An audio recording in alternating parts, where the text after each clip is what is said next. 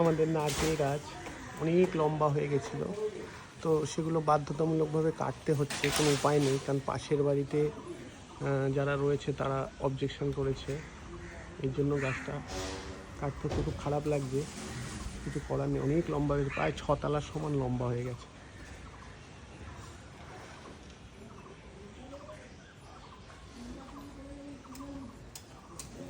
এই গাছগুলো কেটে দিয়েছি।